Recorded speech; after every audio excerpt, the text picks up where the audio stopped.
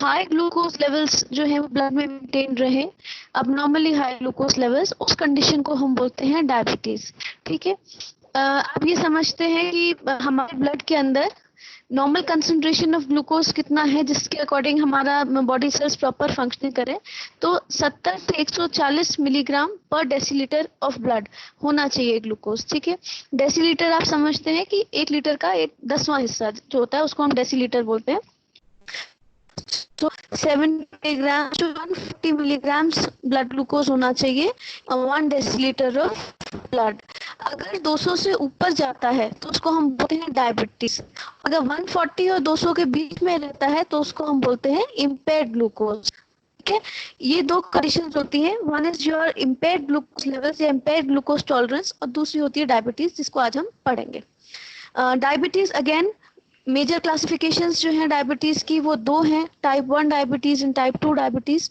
Type 1 में आप समझते हैं कि डायबिटीज जो है वो क्यों हो रही है, क्योंकि इंसुलिन नहीं बन रहा बॉडी के अंदर। ठीक है। वर्चुअली एब्सेंट है, इसकी वजह से डायबिटीज प्रोफाइल हो रही है। इंसुलिन का क्या काम होता है, वो क्या रोल प्ले करता है मेटाबॉलिज्म में बॉडी के, कोई बताएगा? ग्लूकोज, फैट्स, अमीनो एसिड्स, तीनों के मेटाबॉलिज्म इंसुलिन बहुत मेजर रोल प्ले करता है, जिसमें कि ग्लूकोज के अंदर उसका सबसे मेजर रोल होता है। ठीक है। उसके मेटाबॉलिज्म में क्यों? क्योंकि वो एक कैरियर मॉलिक्यूल है जो कि ग्लूकोज को सेल के अंदर ट्रांसफर करा के ले जाता है।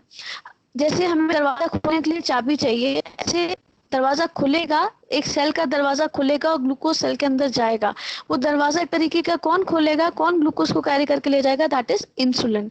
ठीक है। अब या तो ये इंसुलिन है ही नहीं, मतलब आपके पास चाबी ही नहीं है, तो उस कंडीशन में ग्लूकोज ब्लड के अंदर होते हुए भी सेल के पास ग्लूकोज नहीं होगा, पेशेंट को लॉस ऑफ एनर्जी फील होता रहेगा, उसको हंगर फील होती रहेगी। क्यों? क्योंकि सेल तक एटीपी नहीं पहुंच रहे, तो वो बहुत ज्यादा खाएगा, पॉलीफेजिया करेगा, स्टिल उसको ऑल द टाइम एक हंगर की फीलिंग मेंटेन रहेगी और लो एनर्जी लेवल्स मेंटेन रहेंगे। क्यों? क्योंकि सेल को एनर्जी नहीं मिल रही, सेल को ग्लूकोज नहीं मिल रहा, लेकिन ब्लड के अंदर ग्लूकोज लेवल्स बढ़ते जाएंगे।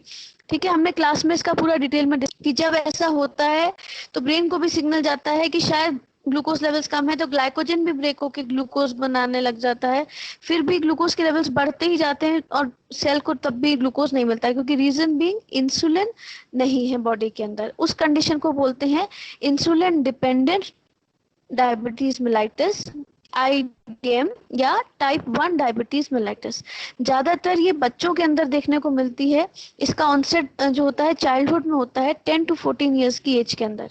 ठीक है। जुवेनाइल ऑनसेट डायबिटीज भी बोलते हैं इसको, कभी कभी एट बर्थ भी मिलता है ये। सी अभी कोई ज्वाइन हुआ है एंड स्क्रीन फिर चला गया है। अगर आप लोग लेट ज्वाइन हो गए तो आपका स्टार्टिंग का जो कंसेप्ट है वो मिस हो जाएगा, पूरा लेक्चर फिर उसका कंफ्यूजन में ही जाता है। ये था टाइप 1 डायबिटीज। टाइप 2 डायबिटीज के अंदर इंसुलिन तो है, लेकिन इंसुलिन की सेंसिटिविटी डिस्टर्ब हो जाती है, यानी कि जिन सेल्स में उसको फंक्शन करना है वो सेल्स उसको पहचान नहीं रहे, वो चाबी उस दरवाजे को खोल नहीं रही। ठीक है। मतलब that lock is not recognising कि ये दिस की इज मेंट फॉर मी। इसको बोलते हैं इंसुलिन रेजिस्टेंस या इंसुलिन की सेंसिटिविटी कम हो जाना। ठीक है। या फिर जो रिसेप्टर्स है वो डिफेक्टिव हो जाते हैं, इंसुलिन के लिए जो रिसेप्टर चाहिए, जो रिसेप्टर और इंसुलिन के बीच का इंटरेक्शन है वो अल्टर हो जाए। इस किस्म की कंडीशन जो होती है ये बहुत कॉमन कंडीशन है। जितने भी डायबिटिक्स हम देखते हैं ज्यादातर इसी कैटेगरी के होते हैं, जिसको कि हम कहते हैं टाइप 2 डायबिटीज। ये अडल्टहुड में स्टार्ट होती है, यूजुअली 40-50 ईयर्स के अप्रोक्स टाइम पे स्टार्ट होती है। इसके लिए एक बहुत मेजर बात है कि जेनेटिक्स एक रोल प्ले करता है। ठीक है। और इन्वायरमेंट उसको अफेक्ट करता है। दो बातें बोलनी है आपको कि जेनेटिकली ये लोग प्री डिस्पोज होते हैं डायबिटिक होने के लिए। जितने भी हम इंडियंस हैं we are all predispose to have diabetes, उसमें भी जिनकी फैमिली हिस्ट्री है उनको ज्यादा प्री डिस्पोजिशन है। यानी कि अगर हम पूरे वर्ल्ड में देखें तो एशियंस जो है, Indians, Bangladeshis and many more Asians, we are more prone towards diabetics. अगर हमारे अंदर फैमिली हिस्ट्री भी है पीछे, मदर फादर में किसी को, प्लस कुछ ऐसे लाइफस्टाइल मॉडिफिकेशंस हमारे पास हो जाते हैं, जैसे हमारी लाइफस्टाइल में हम कुछ ऐसी आदतें बना लें जो कि फेवर करती है डायबिटीज को, तो वो हमको डायबिटीज तक ले जाएंगी because we are genetically predispose. अब क्या है वो फेवरेबल बातें? अगर वेट को मॉनिटर नहीं किया जाए, ठीक है, आप ओबेसिटी की तरफ जा रहे हैं, तो डायबिटिक्स होने का प्रीडिस्पोजिशन है। उस फिजिकल इनएक्टिविटी जो है वो इंटरेक्शन बदल देती है इंसुलिन का उसके रिसेप्टर के साथ। हम एक्चुअली इन्वायरमेंटल फैक्टर्स जब पढ़ेंगे तो मैं आपको सब डिटेल में बताऊंगी। म्यूट करिए, म्यूट करिए प्लीज।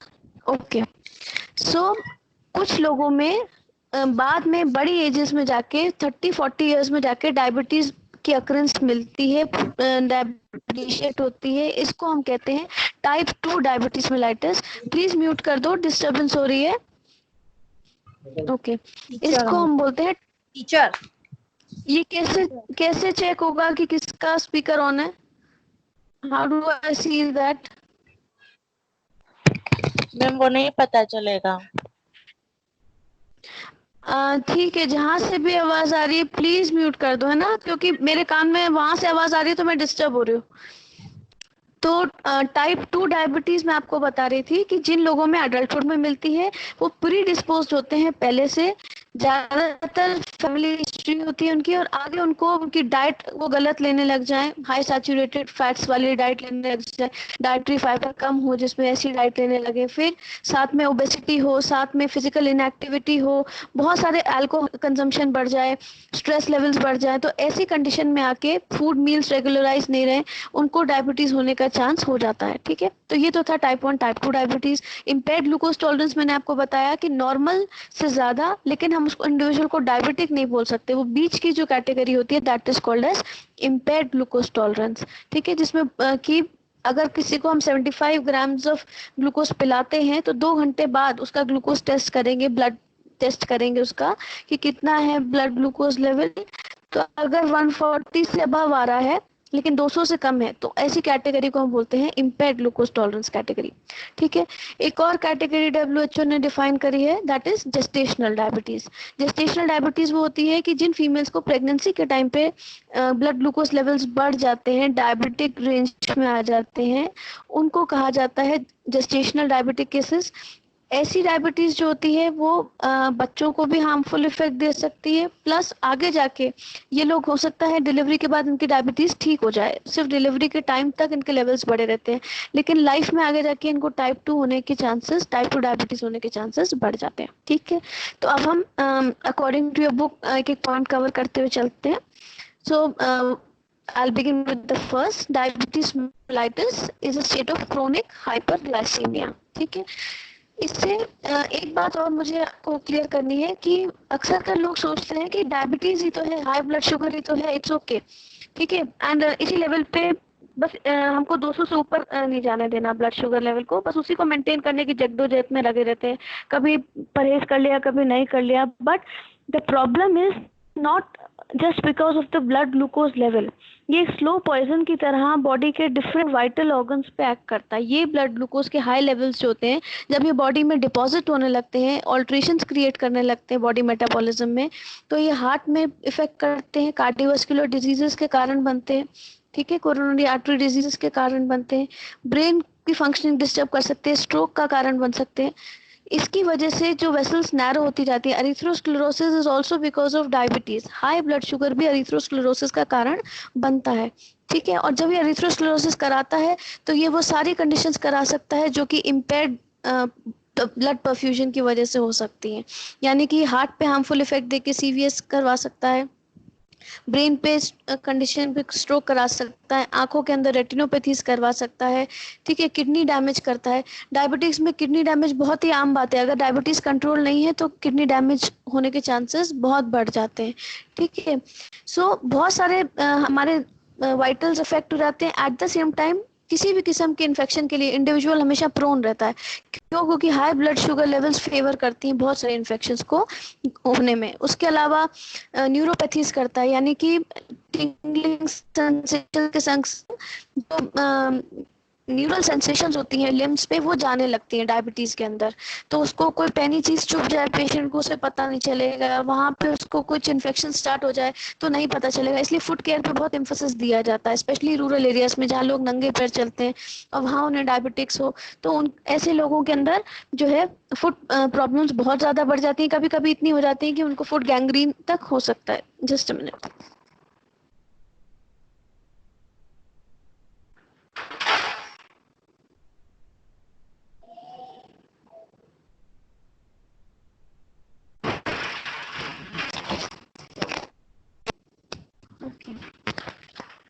सो रूरल एरियाज के अंदर हमको इसलिए फुट गैंग्रीन के केसेस बहुत मिलते हैं जो डायबिटिक्स होते हैं उनमें।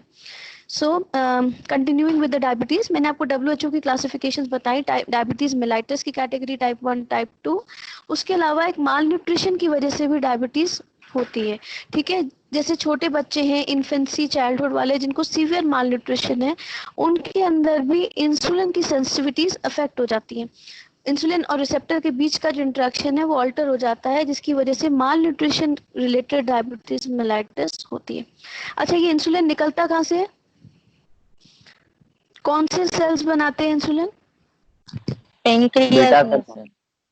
बीटा सेल्स बनाते हैं। तो कभी कुछ ऐसी कंडीशंस भी होती हैं जो बीटा सेल्स को डायरेक्ट इफेक्ट कर रही होती हैं, जैसे कि पैनक्रिया का कोई ट्यूमर या पैनक्रिया का कोई इन्फेक्शन या फिर ड्रग इंड्यूस्ड कंडीशन पैनक्रियास से रिलेटेड, कोई जेनेटिक अबनॉर्मलिटी। इन कंडीशंस की वजह से भी अगर कोई डायबिटीज होती है तो वो यूजुअली टाइप 2 कैटेगरी की होती है, क्योंकि वो बाद में स्टार्ट होती है। बट इसको भी एक अलग कैटेगरी में डिफाइन करते हैं। क्यों?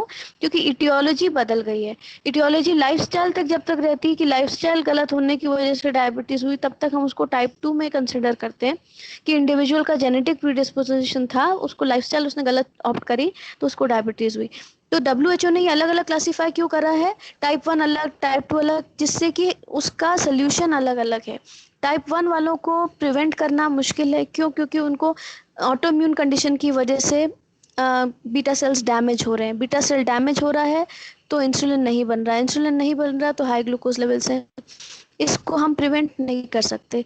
लेकिन हम इनको रेगुलरली मॉनिटर करके हम इनको अंडर कंट्रोल रख सकते हैं कि आगे जाके ये कॉम्प्लिकेशंस नहीं हो। इनको डायबिटिक्स से रिलेटेड जो कॉम्प्लिकेशंस मैंने बताए, हार्ट पे, आइज पे एंड किडनी पे, सब अलग अलग कॉम्प्लिकेशंस ये ना हो, उसके लिए उनका ब्लड ग्लूकोज लेवल मॉनिटर करते रहना चाहिए।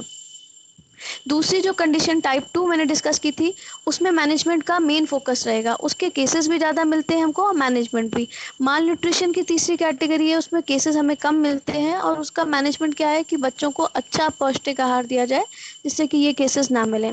देन पैनक्रियाटिक अबनॉर्मलिटीज की वजह से रिजल्ट होने वाला जो फोर्थ कैटेगरी है, उसको तो खैर viral infections and other drug induced abnormalities ना हो, ये हम फोकस करके चल सकते हैं। सो this is about type 1 and type 2 diabetes and what is glucose intolerance. एक और चीज मुझे बतानी है आपको, that is insulin resistance syndrome. ठीक है, सिंड्रोम वर्ड जहाँ पे भी आता है वहाँ पे दो चार चीजें गड़बड़ाई होती हैं, तभी हम सिंड्रोम वर्ड यूज करते हैं। तो ऐसे लोग जिनके अंदर टाइप 2 डायबिटीज भी मिले, हाइपरटेंशन भी मिले, हाइपरलिपिडीमिया भी मिले, साथ में ओबेसिटी भी मिले, ये चार चीजें जब एक संग मिलती हैं तो हम उसको क्या बोलेंगे? Insulin resistance syndrome. ठीक है, इनमें सबसे मेन वर्ड तो है कि उनमें इंसुलिन रेजिस्टेंस मिलेगी।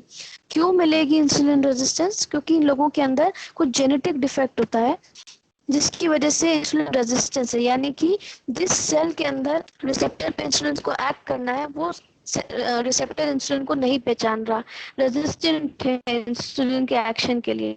तो इंसुलिन होते हुए भी अपना काम नहीं कर पा रही, ब्लड ग्लूकोज लेवल्स बढ़े हुए हैं, सेल के अंदर ग्लूकोज नहीं पहुंच पा रहा। क्यों? क्योंकि इंसुलिन जो है वो चाबी दरवाजे में लग ही नहीं रही। So glucose is not being able to enter the cell. Why? Because वो डोर खुल ही नहीं रहा। इसके अंदर क्या मैनिफेस्टेशन मिलेंगे हमको? हाइपरग्लाइसीमिया यानी कि डायबिटीज टाइप 2। दूसरी चीज मिलेगी हमको हाइपर इंसुलिनीमिया। क्यों? क्योंकि इंसुलिन लेवल्स बढ़े हुए हैं एज अ पाथवे। जैसे जैसे ब्लड ग्लूकोज, जब सेल को ग्लूकोज नहीं मिलता ग्लूकोज, तो सेल क्या करता है? मैसेज देता है कि ज्यादा से ज्यादा ग्लूकोज अपटेक होना चाहिए। उसके लिए ज्यादा से ज्यादा इंसुलिन प्रोडक्शन भी होता है जिससे कि उसको फेवर किया जाए, यानी कि ट्रांसपोर्टेशन बढ़ाया जाए। ब्लड ग्लूकोज बढ़ेंगे, इंसुलिन बढ़ जिससे कि इंसुलिन का अपटेक सेल के अंदर हो, लेकिन वो इंसुलिन बढ़ तो रहा है पर वो इंसुलिन काम का नहीं है क्योंकि उसका रिसेप्शन नहीं हो पा रहा, उसको रिसीव नहीं हो रहा, रेजिस्टेंस है उसके लिए, तो हाइपर इंसुलिनीमिया भी हो जाएगा। अब ये इंसुलिन सिर्फ एक्शन ग्लूकोज पे नहीं करता, ये फैट पे भी काम करता है। इसका काम ये भी होता है कि ये लाइपोलिसिस करवा के ब्लड के अंदर फैटी एसिड्स का कंसंट्रेशन बढ़ाए, लिपिड्स को बढ़ाए, तो ब्लड के अंदर हाइपरलिपिडीमिया भी या डिसलिपिडीमिया भी होने लगता है, जिसमें कि अब नॉर्मल कंसंट्रेशन ऑफ फैट्स होने लग जाती हैं ब्लड के अंदर। तो ये सारी कंडीशंस फैट को भी प्रीडिस्पोज होती है। जब ज़्यादा फैटी एसिड्स होंगे ब्लड में तो वो फैट्स जो है ओबेसिटी का कारण भी बनेंगे, वो डिपॉजिट्स होंगे कुछ एरियाज के अंदर, हिप एरियाज में, चेस्ट एरियाज में, यहाँ पे वो डिपॉजिट होंगे। ये सारे कंडीशंस क्या बन जाएंगे, ये एक सिंड्रोम बन जाएगा जिसमें कि हाइपरलिपिडेमिया होगा और हाइपरटेंशन होगा। हाइपरटेंशन होने के पीछे क्या कारण है कि यही इंसुलिन बाद में काम करता है कि सोडियम का रिटेंशन ज़्यादा करवाता है। सोडियम रिटेंशन जब होता है ब्लड जो ब्लड प्रेशर है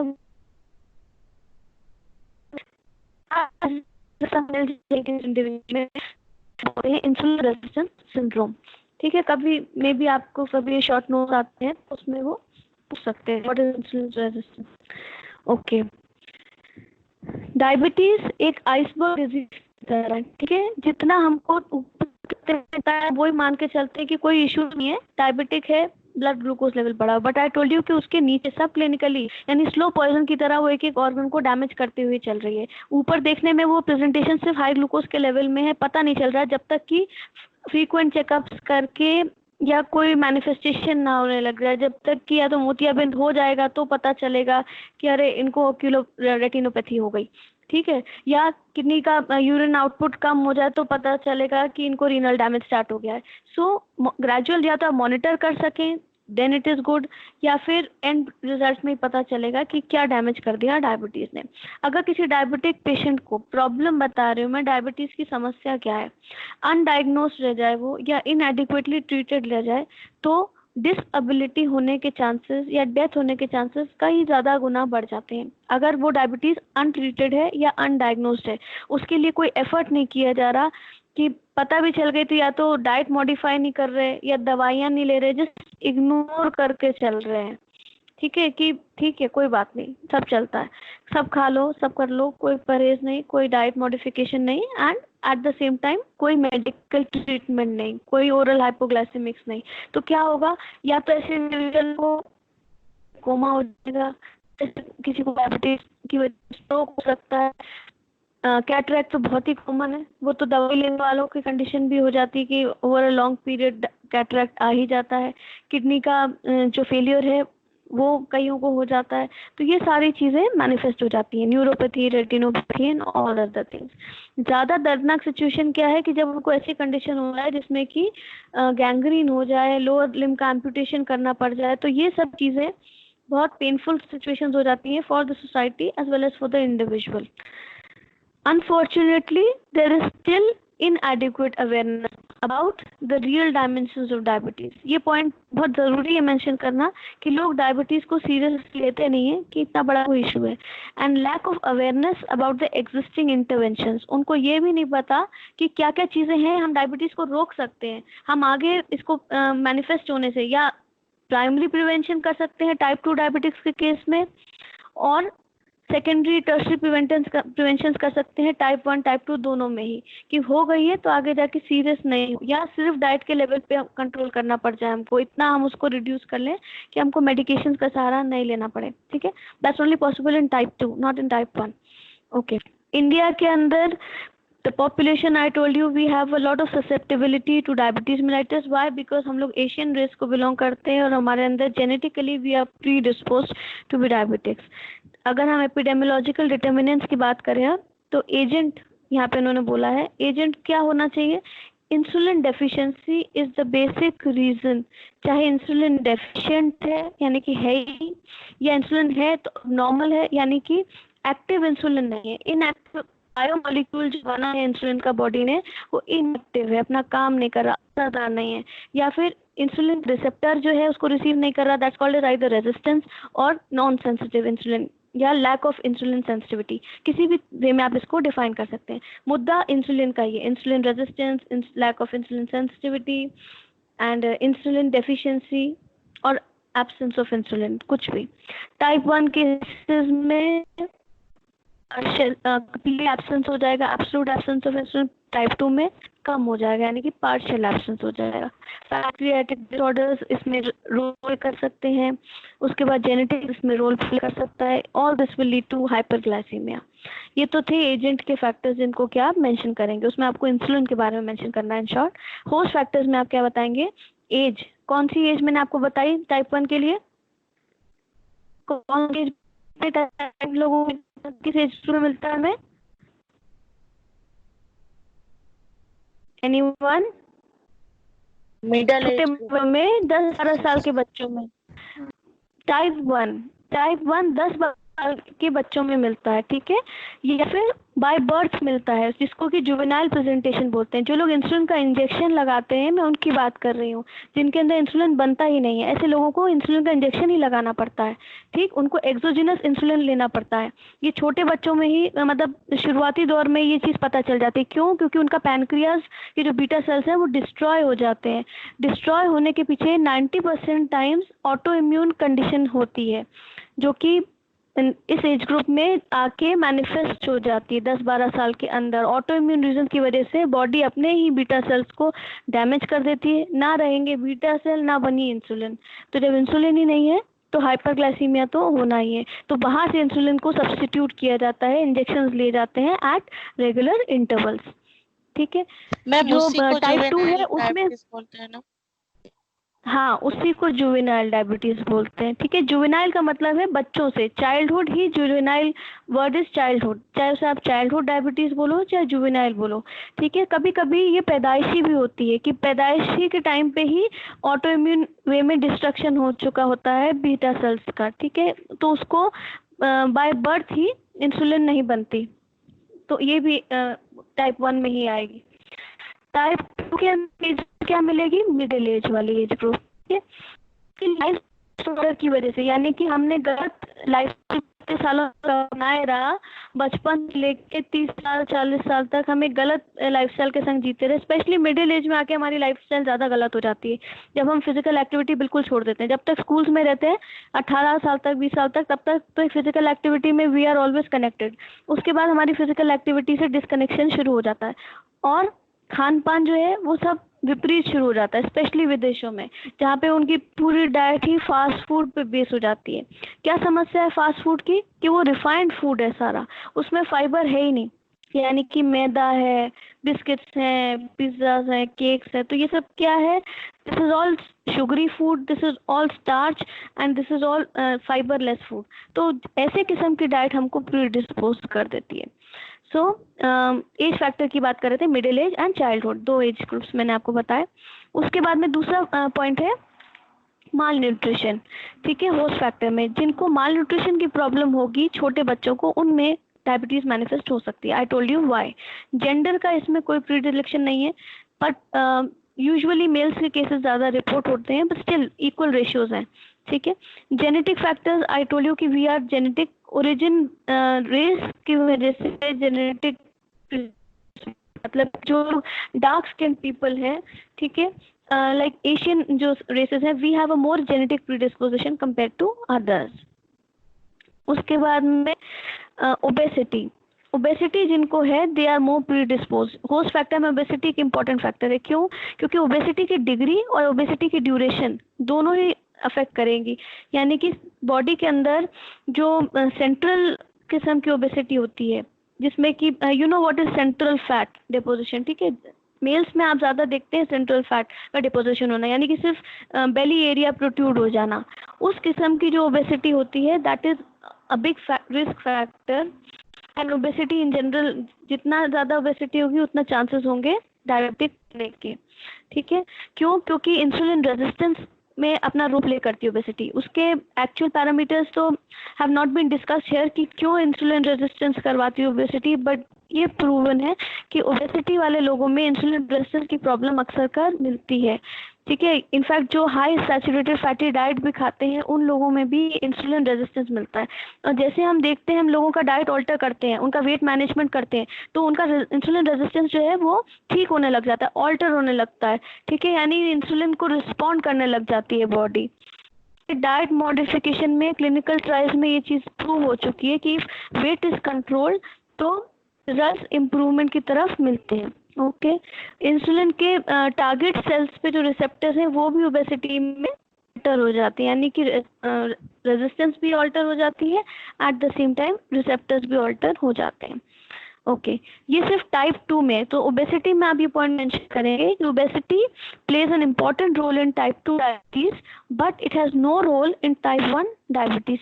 okay, this you have to mention. फिर maternal डायबिटीज, यानी कि मदर के अंदर अगर डायबिटिक है मदर, तो फिर ऐसे बच्चे के अंदर भी डायबिटिक होने का चांस होता है। एट द सेम टाइम कुछ दूसरे कॉम्प्लिकेशंस भी हो सकते हैं बच्चे के अंदर because of the high blood glucose levels at the time of the जिसका पीरियड है, जिसका इंट्रायूट्रिन पीरियड है, उस टाइम पे हाई ग्लूकोज लेवल्स की वजह से उसमें चेंजेस हो सकते हैं। और ऐसे बच्चों में चांसेस हो सकते हैं कि उन्हें अर्ली चाइल्डहुड डायबिटीज या ओबेसिटी हो जाए। ओके, इन्वायरमेंटल रिस्क फैक्टर्स को थोड़ा सा और मैं डिस्कस कर लेती हूँ, जिन फैक्टर्स को नहीं किया, जिनको कर रहा नेमिंग करूंगे। क्या क्या एनवायरनमेंट के फैक्टर्स करेंगे जिसको जेनेटिकली जो प्रीडिस्पोज है? एक तो उसकी lifestyle, physical activity. Physical activity कम होने का मतलब है कि इंसुलिन की इंटरेक्शन बदल जाना। ये पॉइंट बताना कि फिजिकल एक्टिविटी इंसुलिन से क्या लेना देना है। ठीक है, दूसरी चीज का खान में सैचुरेटेड फैट समझते हैं क्या होता है? हम जो भी फैट होता है जनरली हम उसे कैसे क्लासीफाई करते हैं कि ये सैचुरेटेड है या अनसैचुरेटेड है। अनसैचुरेटेड फिर मोनोसैचुरेटेड है या मोनो अनसैचुरेटेड या पॉली अनसैचुरेटेड है, जिसको कि हम कहते हैं पूफा। काफी नाम सुनते हैं एडवर्टीजमेंट में, पॉली अनसैचुरेटेड फैटी एसिड। तो जो भी फैट जम जाता है ना रूम टेम्परेचर पे, लेमन वे में बता रही हूँ, उसको हम कहते हैं सैचुरेटेड फैट। इनमें सिंगल कार्बन चेन्स रहते हैं। और जो भी फैट लिक्विफाइड रहता है रूम टेम्परेचर पे उसको हम कहते हैं अनसैचुरेटेड फैट। तो एनिमल फैट जैसे कि घी, ठीक है, ये ज़्यादातर सैचुरेटेड फैट की कैटेगरी में आता है। और जो वेजिटेबल ऑयल्स होते हैं वो ज़्यादातर अनसैचुरेटेड में आते हैं। ठीक है, हर ऑयल के अंदर कुछ ब्लेंड होता है, जैसे सरसों का तेल है उसमें काफ़ी मात्रा अनसैचुरेटेड की रहती है, लेकिन कोकोनट ऑयल जो है आपने देखा कोकोनट ऑयल जम जाता है, वो सैचुरेटेड किस्म का फैट है। तो जितना हमारा खाने के अंदर सैचुरेटेड होगा सब फैट, जैसे कि घी का इस्तेमाल ज़्यादा, कोकोनट ऑयल का इस्तेमाल ज़्यादा, तो वो चीज़ें ज़्यादा प्रीडिस्पोज करती हैं ओबेसिटी की तरफ। और इन दी एंड ओबेसिटी ज़्यादा हमको प्रीडिस्पोज करती है डायबिटीज़ की तरफ। ठीक है, उसके अलावा ये तो था किस टाइप का फैट इंडिविजुअल ले रहा है, दूसरा कितनी मात्रा में ले रहा है। अगर आपके जो एनर्जी इंटेक है उसमें 37% से ज़्यादा फैट आप ले रहे हो तो वो आपको अगेन प्रीडिस्पोज करता है टुवर्ड्स अ डायबिटिक प्रोफाइल। ठीक है, डाइटरी फाइबर मैंने आपको समझाया। फाइबर किस चीज़ में मिलता है हमको? जो हम गेहूं का आटा खाते हैं पिसवा के, दैट उसमें चोकर रहता है, वो हेल्दी रहता है। क्यों? क्योंकि वो फूड को वो इंटेस्टाइन में से जल्दी मूव कराता है, ग्लूकोज का अब्जॉर्प्शन जो होता है उस पर डिपेंडेंट होता है। ठीक है, अगर हम पूरा रिफाइंड लेंगे, यानी कि जो ये मिल के पैक वाले आटे आते हैं जिनमें कि चोकर होता ही नहीं है, ये आटा कैसा रहता है? बिल्कुल बारीक। ठीक है, तो इस किस्म के आटे को अगर आप खाते हैं देन उसमें कोई डाइटरी फाइबर नहीं है। देन इसके अलावा अगर रेशेदार कोई भी सब्जी फ्रूट नहीं खाते, जैसे कि जूस पी रहे हैं लेकिन मौसमी वैसे नहीं खा रहे, संतरे वैसे नहीं खा रहे, रेशे नहीं खा रहे, तो डाइटरी फाइबर नहीं मिलेगा। इस किस्म की जो डाइट है जिसमें लो डाइटरी फाइबर है, then again it's a problem. हमारी डेली की डाइट में कम से कम 20 ग्राम डाइटरी फाइबर होना चाहिए, भले सब्जियों के रेशे हो, भले फ्रूट्स के रेशे हो, या जो होल ग्रेन्स होते हैं, होल व्हीट आटा जो हम यूज़ करते हैं जिसमें होल व्हीट लिखा रहता है, मैदा एंड ऑल, ये सब चीज़ें नहीं होनी चाहिए ज़्यादा। ठीक है, सो वो चीज़ें अगर लो डाइटरी फाइबर रहेगा तो ये समस्या डायबिटीज प्रोफाइल की तरफ पे ज़्यादा कंडीशन बढ़ेगी। देन माल न्यूट्रिशन आप डिस्कस। अल्कोहल का भी इम्पैक्ट है। एक्सेसिव अल्कोहल मतलब ज़्यादा ओबेसिटी। अल्कोहल जो लोग ज़्यादा पीते हैं उनको ओबेसिटी के चांसेस होते हैं, और obesity again in turn diabetes को बढ़ावा देती है। फिर वायरल इन्फेक्शंस, कौन कौन से? मम्स है, कॉक्सिकी बी वायरस है, ठीक है, रुबेला है। ये वायरसेस क्या करते हैं? ये वायरसेस प्रीडिस्पोज करते हैं बीटा सेल्स के डिस्ट्रक्शन को। अगर बीटा सेल्स डिस्ट्रक्ट होंगे तो इंसुलिन जो है उनका प्रोडक्शन रिड्यूस हो जाएगा, तो ग्लूकोज लेवल्स बढ़ जाएंगे। ये ऐसे ट्रिगर करते इवेंट्स को जिनमें कि आगे जाके बीटा सेल्स डिस्ट्रक्ट हो। तो इसलिए हर किसी नहीं, but in some people. Okay, then there are some chemical agents जो कि रिस्पॉन्सिबल रहते हैं। केमिकल एजेंट्स में स्पेशली साइनाइड प्रोड्यूसिंग फूड्स जो होते हैं, ठीक है, इनके कुछ पर्टिकुलर बीन्स होते हैं जो साइनाइड प्रोड्यूसिंग कैटेगरी में आते हैं। इनकी जो मात्रा है हमारे खाने में अगर ज़्यादा रहती है, then we are more predisposed to have diabetes. Other factors जो इसमें इन्वॉल्व रहते हैं वो है occupation, stress level, economic status, education, क्योंकि हर चीज़ इम्पैक्ट करती है डायबिटीज़ को। डायबिटीज़ या जो भी आप लाइफस्टाइल डिसऑर्डर पढ़ते हैं, तो आपकी लाइफस्टाइल की हर एक चीज़ उसमें इम्पैक्ट प्ले करेगी, ठीक है। स्ट्रेस लेवल्स की वजह से भी हार्मोनल लेवल्स बदलते हैं, हार्मोनल लेवल्स चेंज होते हैं, eight the same time glucose का मेटाबॉलिज्म ऑल्टर होता है, ठीक है। ओबेसिटीज बढ़ती है, you no obesity is also stress related, so more of stress, more of such condition. Okay, this was all about diabetes. इसकी स्क्रीनिंग कैसे करेंगे? सबसे पहली बात तो है ब्लड ग्लूकोज एग्जामिन करते हैं। कौन कौन से टेस्ट कराते हैं हम ब्लड ग्लूकोज में? फास्टिंग, रैंडम और पोस्ट रैंडम, 3 चीजें टेस्ट करते हैं, ठीक है। खाली पेट कितना ग्लूकोज होना चाहिए? नॉर्मल व्यक्ति में खाली पेट में फास्टिंग ब्लड ग्लूकोज लेवल क्या होना चाहिए? इसका आंसर आपको देना पड़ेगा, बिकॉज आप मेडिसिन पढ़ रहे हो, so you can't skip simple questions like that. और जो आंसर कर रहे हैं उसके अलावा, यस, क्या बोल रहे हैं? 70 to 100। 70 to 100, ठीक है, ओके। फास्टिंग होना चाहिए। अगर 100 से ज्यादा है, इनफैक्ट 110 से ज्यादा है, तो किस क्या कैटेगरी में आ जाएगा वो?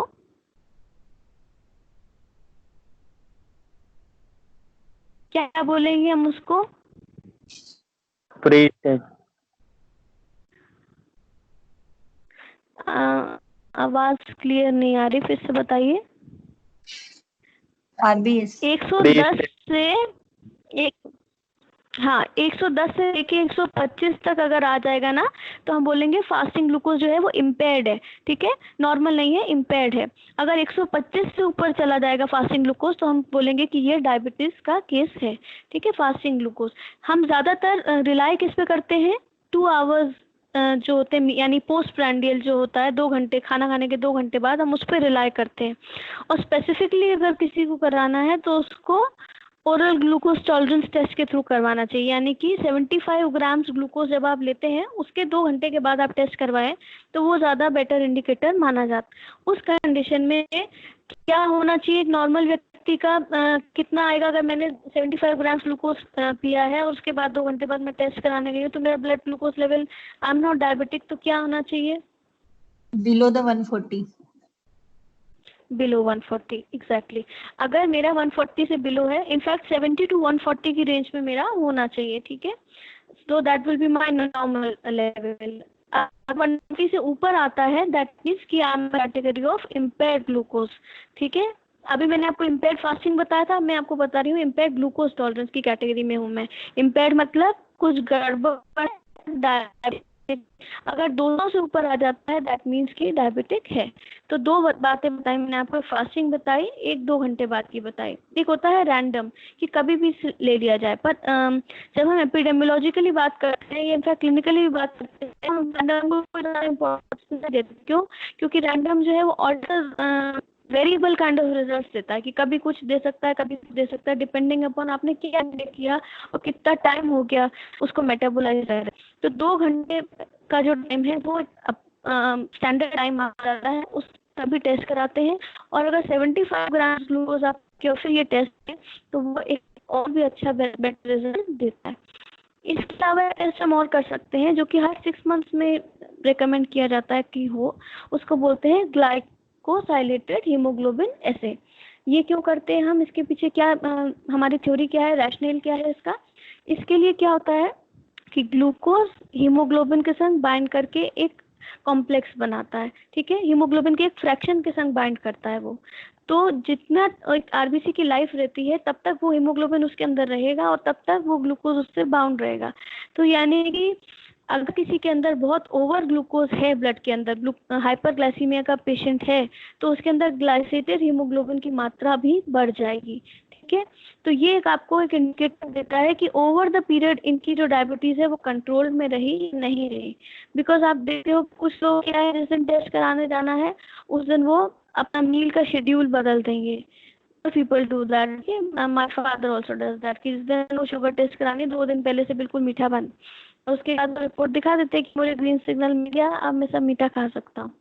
सो ऐसे लोगों के लिए ग्लाइसेटेड हीमोग्लोबिन टेस्ट होता है। So I get that done always, ऐसे कि नहीं मानेंगे आपका ये, you get that done.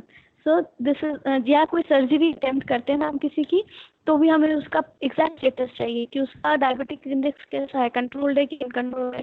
Controlled है तो सर्जरी सक्सेसफुल होगी, नहीं तो अदर कॉम्प्लिकेशन स्टार्ट हो जाएंगे। ठीक है, तो जिन लोगों का हाई ग्लूकोज हाई मतलब डायबिटीज उनको हाई कैटेगरी की रहती, तो उनमें भी हम सर्जरी से पहले ये करवा के देखते हैं ग्लाइसेटेड हीमोग्लोबिन ऐसे। तो ये तो थे ब्लड शुगर से रिलेटेड टेस्ट। इसके अलावा यूरिन एग्जामिनेशन आप देख सकते हो, ग्लूकोज इन यूरिन, क्या बोलते हैं उसको, क्या बोलते हैं, ग्लाइकोसूरिया। ठीक है, ग्लाइकोसूरिया, ग्लूकोज इन यूरिन, क्या ये अच्छा इंडिकेटर है के लिए? आपके अकॉर्डिंग क्या एक अच्छा इंडिकेटर है? इसमें तो प्रिक भी नहीं करना, ब्लड भी नहीं निकालना। No ma'am. यस। अच्छा इंडिकेटर नहीं है। व्हाई? बिकॉज इसके अंदर 2 प्रॉब्लम्स हैं। इसके अंदर फॉल्स नेगेटिव केसेस भी मिल जाते हैं और फॉल्स पॉजिटिव भी। फॉल्स नेगेटिव का मतलब गलत नेगेटिव, यानी कि जो पॉजिटिव है उसको भी वो कहते हैं कि ये नेगेटिव है, फॉल्स नेगेटिव रिजल्ट दे दिया। ठीक है, ऐसा कब हो जाएगा कि वो फॉल्स नेगेटिव केस मिल जाएगा हमको? जब कोई अर्ली डायबिटिक का केस है, यानी कि उसको अर्ली मैनिफेस्टेशन शुरू हुए, तो कभी कभी वो यूरिन के अंदर ग्लूकोज लेवल्स एलिवेटेड इतने नहीं मिलते कि वो डिटेक्ट हो पाए। ठीक है, तो उस कैटेगरी के अंदर ये बोल देता है कि ग्लूकोज नहीं है यूरिन में, यानी कि डायबिटिक इंडेक्स में नहीं फॉल करता इंडिविजुअल, जबकि ऐसा नहीं है। That individual is actually a diabetic. Blood test में उसकी डायबिटीज पॉजिटिव आ रही है, दैट मीन्स कि वो डायबिटिक है। तो ऐसे केस में फॉल्स नेगेटिव मिल जाता है। और फॉल्स पॉजिटिव कब मिल जाएगा हम? उन कंडीशंस में जिनमें कि डायबिटीज ना होते हुए भी यूरिन के अंदर ग्लूकोज आ रहा होता है। ठीक है, उन कंडीशंस में कुछ कंडीशंस किडनी से भी रिलेटेड होती हैं, यानी कि ऐसी कंडीशन उसके अंदर हमें पॉजिटिव मिल जाते हैं। इसीलिए हम कहते हैं कि यूरिन एग्जामिनेशन एक सपोर्टिव एग्जामिनेशन में लगते हो अलॉन्ग विद ब्लड एग्जामिनेशन, पर अकेले उस पर रिलाय होकर किसी का ट्रीटमेंट नहीं स्टार्ट किया जा सकता। ठीक है, this was about urine examination. अभी एक चीज और पढ़नी है, प्रिवेंशन। प्रिवेंशन में हमको 2 बातें समझनी पड़ेंगी। एक तो टारगेट पॉपुलेशन क्या होती है। ठीक है, टारगेट पॉपुलेशन वो है जिनको कि हाई रिस्क पॉपुलेशन भी कहा जा सकता है। चाहे मैं हाई रिस्क वर्ड बोलूं चाहे मैं टारगेट बोलूं, उसका मतलब वही लोग डायबिटीज होने के चांसेस है। तो क्या क्या नुकसान है इसमें? जो फैमिली हिस्ट्री है इनकी, मदर फादर में डायबिटीज है, ठीक है, उनमें 40 साल की एज के बाद वो टारगेट की कैटेगरी में कर जाती है। उनको फिर खुद को फॉलो देते रहना चाहिए। अगर उनको कहीं भी रहता है कि वो डायबिटिक लग रहे हैं, जैसे कि पॉलीफीजिया, बहुत भूख लग रही है या बहुत प्यास लग रही है, और फ्रीक्वेंट यूरिनेशन, स्पेशली जो नॉक्टर्नल वो है, नाइट में उठ के वो कंडीशन कि 2 to 3 times if they're going to pass during the night, that condition नॉक्टूरिया जो है वो एक बहुत प्रोमिनेंट इसकी तरफ इशारा करता है क्लिनिकल पैरामीटर कि इनको डायबिटीज हो सकती है। ठीक, so these are the conditions. ये एक टारगेट ग्रुप हुआ जिसमें कि 40 साल से अबव का इंडिविजुअल है जिसकी फैमिली हिस्ट्री है। दूसरा जो कि फीमेल्स हैं जिनमें कि बेबी वेट कितना मिल रहा है, 4.5 किलो का। ठीक है, यूजुअली बेबी वेट कितना रहता है at the time of birth? Normal baby weight 3 kilo, 3 kilo, 3.25 kilo, है ना। ये एक नॉर्मल वेट है जिसमें इस वेट का बच्चा होता है। अब नॉर्मली 4.5 किलो किसी का हो रहा है, दैट मींस हो सकता है उसको जेस्टेशनल डायबिटीज हुआ हो, उसने अपना प्रेगनेंसी के टाइम पे फॉलो अप नहीं कराया। क्योंकि जेस्टेशनल डायबिटीज का कॉम्प्लिकेशन है कि बच्चा है ओवर वेट यू नो उसका जो साइज होता है यानी कि अच्छा बच्चा होता है, तगड़ा बच्चा होता है, उसमें बेबी नहीं होता, उसके में से प्री मैच्योर एरिथ्रोस्क्लेरोसिस मिल रहा है, यानी कि यंग एज ग्रुप वाले बच्चे या 20 साल के इंडिविजुअल में एरिथ्रोस्क्लेरोसिस मिल रहा है। तो ये प्रॉब्लम की बात है। इसका इंडिकेशन होना चाहिए कि उसको डायबिटीज तो नहीं है, उसको चाइल्डहुड वाला डायबिटीज तो नहीं है जो कि डायग्नोस नहीं हो पाया। क्यों? एरिथ्रोस्क्लेरोसिस मिलता है कब? ओल्ड एज में। जो कोलेस्ट्रॉल से रिलेटेड होता है वो ओल्ड एज में मिलता है ज़्यादातर, जब वेसल्स वगैरह उनकी फ्रेजिलिटी मैंने आपसे डिस्कस करी थी कि ऑल्टर होने लगती है उस टाइम पे। अगर बचपन में मिल रहा है, प्री मैच्योर एरिथ्रोस्क्लेरोसिस मिल रहा है, तो ये भी एक कैटेगरी। तो कौन कौन सी बताई मैंने आपको? Number 1 those in the age group of 40, number 2 got a family history, number 3 जो फीमेल्स जिनके बेबीज जो होते हैं ओवरवेट होते हैं, ठीक है, number 5 female who show excess weight gain during the pregnancy, बहुत ज्यादा weight premature atherosclerosis, excuse me. तो ये सारे जो है कैटेगरीज टारगेट पॉपुलेशन में कहलाएंगे। अब हम डिस्कस प्रिवेंशन को। प्राइमरी प्रिवेंशन यानी कि बीमारी होने से पहले वाला प्रिवेंशन जो है वो हम सिर्फ टाइप 2 पे अप्लाई कर सकते हैं। टाइप 1 वालों को हम प्राइमरीली प्रिवेंट नहीं कर सकते। ठीक, टाइप में क्या करेंगे? टाइप 2 वालों में या तो हम मास स्ट्रेटेजी अपनाएंगे या हाई रिस्क वालों पे अपनाएंगे। मास वालों में हम जारी होता है ना फॉर एवरीबॉडी कि अगर सब लोग डायबिटीज से बचना चाह रहे हैं तो कई की तरीका है, अपने वेट को बैलेंस करके चलिए, अच्छी डाइट खाइए, यानी डाइट खाइए जिसमें फैट कम हो, प्रोटीन इंटेक ज्यादा हो, फाइबर रिच डाइट हो, ये की डाइट हो, प्लस फिजिकल एक्टिविटी जरूर हो। कम से कम 30 मिनट 40 मिनट की फिजिकल एक्टिविटी सभी की लाइफ में होनी चाहिए। Eight the same time alcohol ये चीजें नहीं करना चाहिए। अभी इसमें टोबैको स्मोकिंग का तो रोल नहीं है, नहीं तो टोबैको स्मोकिंग वाला एक दिन हैव टू टेल एवरीवन कि ये चीजें अगर आप रहेंगे तो आपको लाइफस्टाइल डिसऑर्डर नहीं होंगे। ठीक है, लाइफस्टाइल डिसऑर्डर बचने का एक ही तरीका है, लाइफस्टाइल रूटीन अच्छी, स्लीपिंग आवर्स अपने रखिए, स्ट्रेस से बचिए एंड अच्छा डाइट लीजिए, प्रॉपर डाइट लीजिए। ये सब चीजें आपको बनाए रखें। तो ये था मास पॉपुलेशन स्ट्रेटेजी। अभी इंडिविजुअल स्ट्रेटेजी की बात करें या हाई रिस्क स्ट्रेटेजी की बात करें, उनके लिए क्या है? उनके लिए भी यही सारे पॉइंट्स है, लेकिन उनको बताने ऐसे है कि जो टारगेट पॉपुलेशन मैंने भी बताई थी उनके ऊपर लागू करते हुए। That's all. पहली चीज कि ओवर न्यूट्रिशन यानी ओवर खाना नहीं खाना, ओबेसिटी से बचना, सीडेंटरी लाइफस्टाइल से बचना, इन चीज़ों को करेक्ट करना। Eight the same time oral contraceptives का यूज़ नहीं करना। जिन लोगों को डायबिटिक होने की टेंडेंसी है उनको ओरल कॉन्ट्रासेप्टिव का कभी भी यूज़ नहीं करना चाहिए। ठीक है, उनको अल्कोहल, स्मोकिंग ऐसी चीज़ों के एरिथ्रोस्क्लेरोसिस के लिए प्रीडिस्पोज करती हैं उसकी तरफ कभी नहीं देखना चाहिए। ठीक है, उनके खाने में कभी भी हाई ट्राइग्लिसराइड्स, हाई सॉल्ट नहीं होना चाहिए। उनको ये सब हम किसके लिए टारगेट कर रहे हैं? Towards the high risk population. ऐसे लोगों को जिनको पहले से हिस्ट्री है, अब जो सर्दी इलाके में जा रहा है वो ज़्यादा प्रोटेक्शन लेके जाएगा कि मैं हिली एरिया में जा रहा हूँ तो I need to carry 2-3 sweaters with me, right?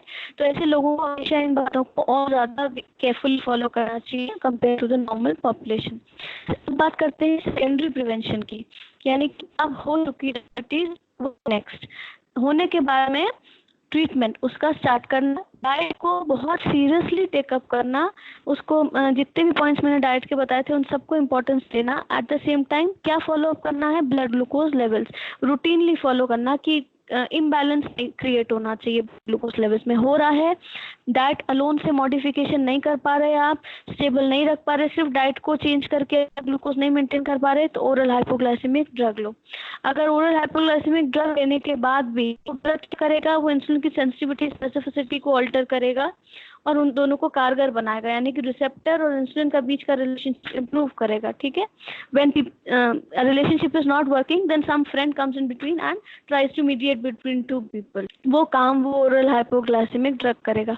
अब वो भी काम नहीं बन रहा, देन व्हाट? इंसुलिन के इंजेक्शन लेने पड़ेंगे उनको भी, टाइप 2 वालों को भी। अगर अनकंट्रोल किस्म की डायबिटीज हो रही है तो उनको एक्सोजेनस इंसुलिन की जरूरत पड़ेगी बाहर से, that's called as exogenous insulin या insulin administration. Okay, and examination करते रहना। एक तो बात हमने डाइट की करी, दूसरी हमने मेडिकेशन की बात की। इसके अलावा इनको प्रिवेंशन कैटेगरी में सेल्फ एग्जामिनेशन आना चाहिए, जिसमें कि ये खुद का केयर रख पाए, डायबिटिक्स जितने भी हैं, अपना जो कोई अल्सर्स हो रहे हैं, किसी किस्म के वुंड्स हो रहे हैं, उनको आगे नहीं बढ़ने देना, बिकॉज उनमें टेंडेंसीज होती हैं कि सीरियस इन्फेक्शन डेवलप करने के। एट द सेम टाइम उनको पीरियडिकली टेस्ट कराते रहना, जाके घर पे कर सकते हैं, जो सेल्फ टेस्ट किट्स आती है, then all the better, otherwise आप टेस्टिंग करवाते रहना। इन पॉइंट्स को फॉलो करना, ठीक है। उसके अलावा क्या कर सकते हैं, डाइट और मेडिकेशन का ट्रीटमेंट है वो जरूर फॉलो करना। यानी कि आप पढ़ेंगे आगे चैप्टर 10 में न्यूट्रिशन में, F में frequent and I don't know which is the third F, I just remember that कि फिक्स मील्स लेना रहता है इसमें, कि कभी ऐसा नहीं कर सकते कि आपने 4 रोटी खाई या 4 रोटी खा ली। You have to take a fix quantity of meals at the same time, fix time पे लेना रहता है। I think it's fibre rich diet. तो ये होता है। देन उनका प्रोटोकॉल होता है कि खाना खाने से पहले आप फाइबर ले लेंगे, यानी कि कुछ भी फ्रूट या कोई भी सैलड आप खाने से पहले खाएंगे, उसके बाद आप खाना खाएंगे तो आपका शुगर ज्यादा कंट्रोल रहेगा, ठीक है। ये सब आप न्यूट्रिशन वाले चैप्टर में डिटेल में पढ़ोगे। उसके बाद में क्या रहता है, डाइट के अलावा इनका ये हाँ एक टाइम पे लेना। ऐसा नहीं कर सकते कि यार मैंने 1 बजे गोली खाई थी, कल 2 बजे खा लूँ, परसों में 3 बजे खा लूँ। No, not like that. They monitor drug administration time. क्यों? क्योंकि यहाँ पे हार्मोन चल रहे, स्पेशली जो लोग जिनके इंजेक्शन ले रहे हैं, वो बिल्कुल भी नहीं बैलेंस टाइमिंग बदल सकते। They have to follow strict rule, time होना चाहिए। तो ये सब कौन करेगा? पेशेंट कंप्लायंस होनी चाहिए, पेशेंट का कोऑपरेशन होना चाहिए, तब उस सेकेंडरी प्रिवेंशन हो सकता है। वो अल्कोहल ना ले, वो स्मोकिंग नहीं करे, वो मीठा नहीं खाए, नमक नहीं खाए, वो फिक्स फ्रीक्वेंट मील खाए, तब जाके वो खुद को कॉम्प्लिकेशन से बचा सकता है। नहीं तो एक्सटर्नल फोर्सेस के थ्रू आप इस चीज को नहीं कंट्रोल कर सकते, ठीक है। अगर वो रेगुलर चेकअप्स नहीं कराता, वो अवेयर नहीं है तो। उसके बाद में पेशेंट को एक चीज और चेक करती रहनी पड़ती है, वो है ग्लाइकोस्यूरिया, कि यूरिन के अंदर ग्लूकोज तो नहीं है, ठीक है। अब पेशेंट वो कैसे चेक करेगा? पेशेंट उस चीज को फील करता है, you know there are different ways जिसमें कि पेशेंट उसको फील कर सकता है। You will be discussing that in medicine. और कभी कभी होता है कि सिम्टम्स उसको फील होते हैं, यस चेंजिंग, स्मेल चेंज हो रहा है। एट द सेम टाइम भी ऐसा कुछ पेशेंट्स जो रिपोर्ट की, जो जिनके पास मशरूम्स नहीं होते प्रॉपर, कि वहाँ पे चींटियाँ वगैरह वो दिखती हैं उस क्लस्टर होते उस एरिया में। तो इस किस्म का प्रेजेंटेशन अगर कोई रिपोर्ट करता है, दैट मीन्स कि ग्लूकोज का प्रेजेंटेशन है यूरिन में, ठीक है। Home monitor is the best these days. इसके अलावा पेशेंट को हमेशा अपने संग एक कार्ड कैरी करना पड़ता है। डायबिटिक पेशेंट्स को करना चाहिए जिनकी डायबिटीज बहुत हाई रहती है। क्यों? क्योंकि अगर अनकंट्रोल डायबिटीज का केस है तो वो कभी भी डायबिटिक कोमा में जा सकता है, ठीक है। तो उसके पास एक कार्ड होना चाहिए जिसमें कि उसका name, address, telephone number knoll carry करता है वो।